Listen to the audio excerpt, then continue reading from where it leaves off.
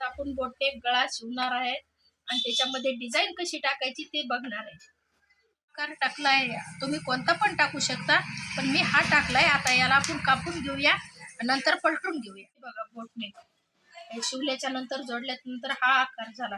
तुम्ही कोणता पण टाकू शकता, मी हा टाकलाय. मी ना प्रिन्सेस कट ब्लाउज शिवते, तर ती मागची डिझाईन झाली आपण बघितलेली आताची, आणि हे पुढचं फ्रंट, हे पाठीमागचा भाग झालाय पाठीचा.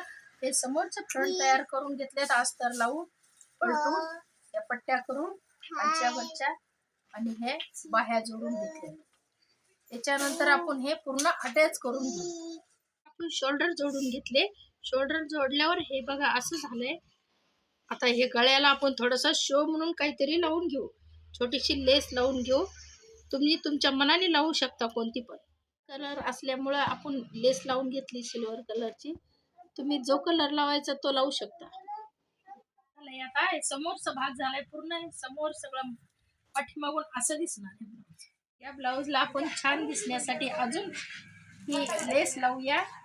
कोण्या पण दुकानावर मिळेल, कुठं पण मिळेल बाहेरून. आणि हे लटकन मधात लावूया. आपल्या ब्लाउजला अजून लुक भारी. ब्लाउज शिवून झाल्याच्या नंतर किती छान लुक आलाय ब्लाउज.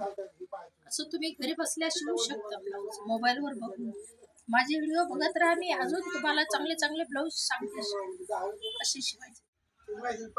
आवडले असल्यास लाईक करा, सबस्क्राईब करा.